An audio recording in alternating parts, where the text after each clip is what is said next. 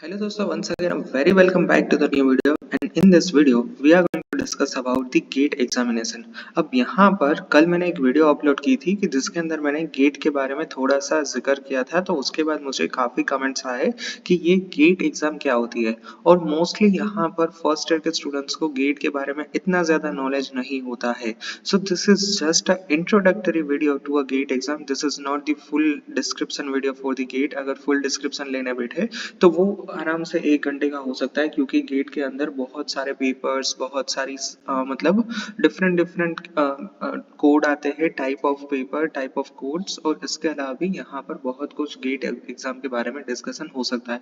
तो यहाँ पर मैं सिर्फ आपको एक रोड मैप बताना चाहूँगा गेट एग्जाम के बारे में कि ये एग्जाम होता क्या है, किस लिए होता है और क्यों कंडक्ट करवाया जाता है। ठीक है।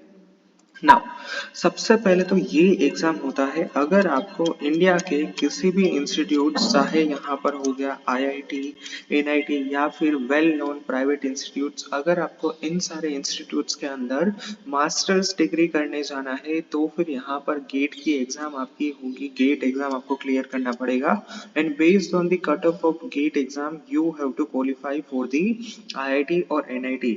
It is same like your JEE exam which is conducted for the bachelors for IITs and NITs। ठीक है।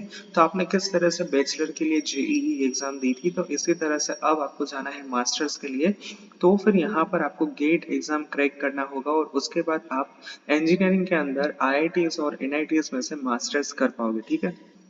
अब यहाँ पर दूसरी चीज कि आज से 3 साल पहले क्या हुआ करता था कि सिर्फ एक बार ही गेट एग्जाम कंडक्ट हुआ करती थी, on basis of that you have to give you have to appear for the admission. But now the process is change, now the admission is change and rules are change.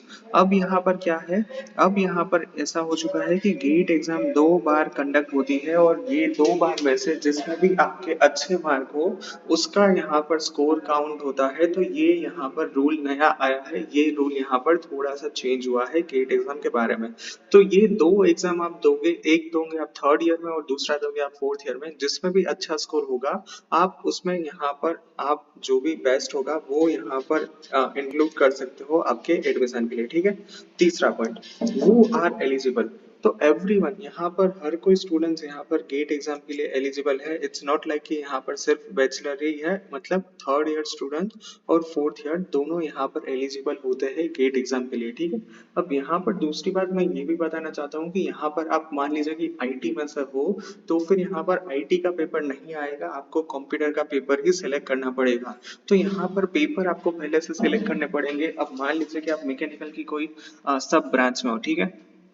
तो फिर gate के अंदर यहाँ पर आपको mechanical का ही exam देना पड़ेगा। ठीक है। तो ये हो गया third number of point which is about the paper code. यहाँ पर मैं एक और पॉइंट ऐड कर दूं कि यहाँ पर उसके बाद एडमिशन कैसे होगा। तो सेम लाइक यहाँ पर जिस तरह से आपने बैचलर्स के लिए एडमिशन के लिए अपियर किया था उसी तरह से यहाँ पर अप्लाई करना होगा। ठीक है। तो ये यहाँ पर गेट की मैंने ओवरऑल इन्फॉर्मेशन आपको पास की है। अब यहाँ पर मैं थोड़े टाइम में डिटेल वीडियो लेके आऊंगा जिसमें मैं रियल लाइफ एग्जांपल भी दूंगा, बट ये था गेट का ओवरऑल व्यू। ठीक है। तो अभी आपको गेट के रिगार्डिंग कुछ भी क्वेश्चंस है then feel free to ask me in the comment section. Thank you, bye bye.